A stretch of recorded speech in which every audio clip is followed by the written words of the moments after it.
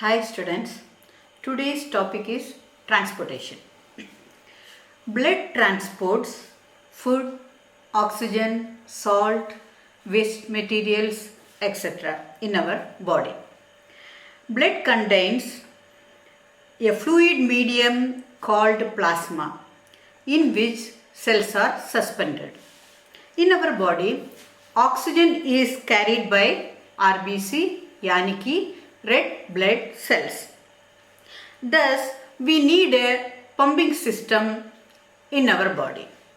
Like घर पे हम लोग पानी को इधर उधर ले जाने के लिए पंप बैठाते हैं या यानी कि मोटर बैठाते हैं, टैंक बैठाते हैं, उसी तरह ठीक है। उसी तरह फिर पानी को ले जाने के लिए पाइप बिछाते हैं। उसी तरह इधर भी हम लोग को बॉडी में भी एक पंपिंग ऑर्गन है और नेटवर्क ऑफ ट्यूब्स है, वो हर टिश्यूज तक पहुंचती है। और ये नेटवर्क को ये भी होना चाहिए, जब ये डैमेज होता है उसको रिपेयर भी कर सके।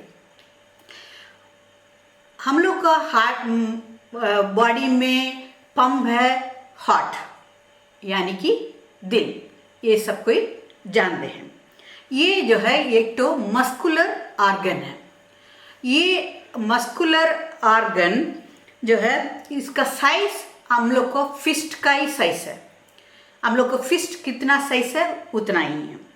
और ये हार्ट 4 भागों से बटा गया है, 4 चैम्बर्स, ऊपर 2 और नीचे 2।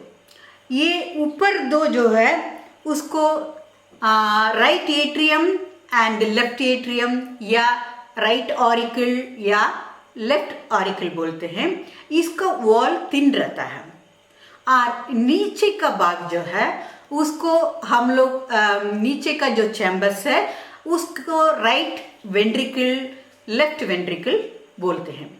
ये चारों के बीच में एक तो सेप्टम रहता है और वेंट्रिकल का वॉल थोड़ा थिक रहता है। अभी लंग्स से प्यूरिफाइड ब्लड या ऑक्सीजनेटेड ब्लड या ऑक्सीजन रिच ब्लड, इसको लेके हम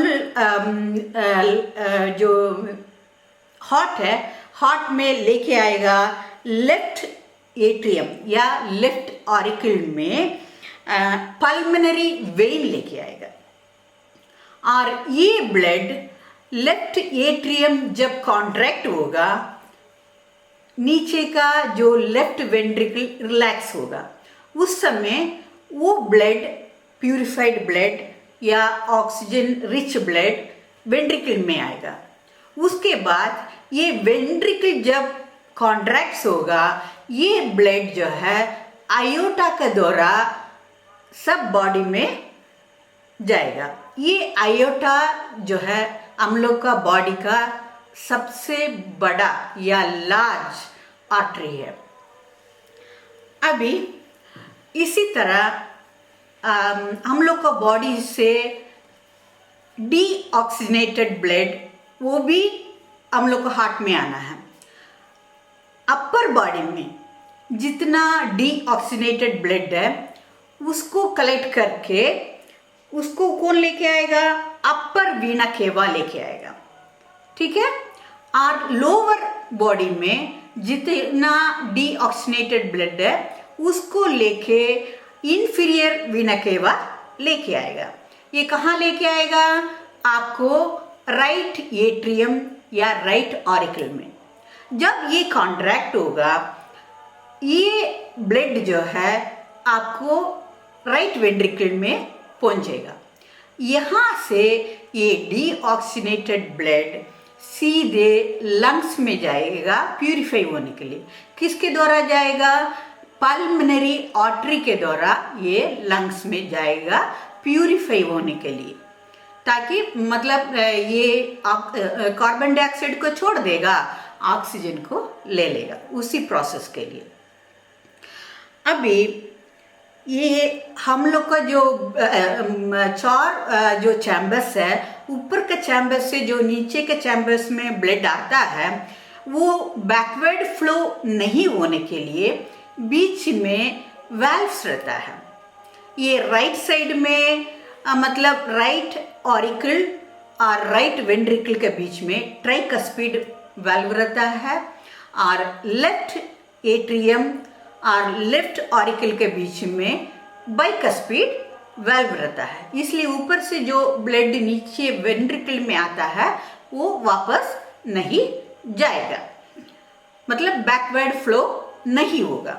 और दूसरा एक पॉइंट आपको ध्यान में रखना है, हम लोग को बॉडी का जितना ब्लड है, प्यूरिफाइड ब्लड है, ऑक्सीजनेटेड ब्लड है, उसी को लेके जो जाता है वो मतलब आर्टरीज है, आर्टरीज लेके जाता है।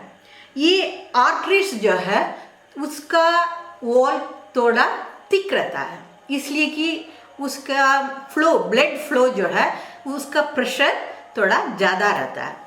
और बॉडी के सब पार्ट से जो डीऑक्सीजनेटेड ब्लड या कार्बोनेटेड ब्लड को लेके हार्ट तक पहुंचाता है वो जो है वेन्स है।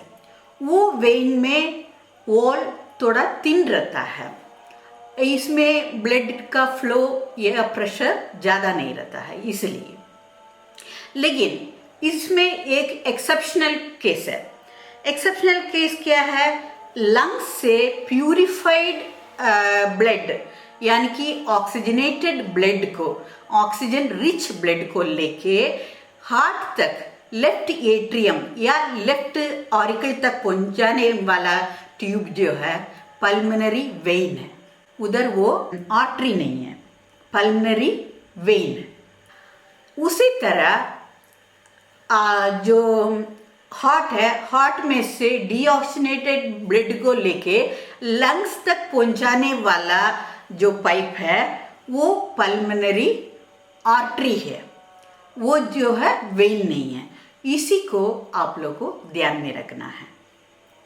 आज के लिए बस इतना ही। Stay at home, be safe.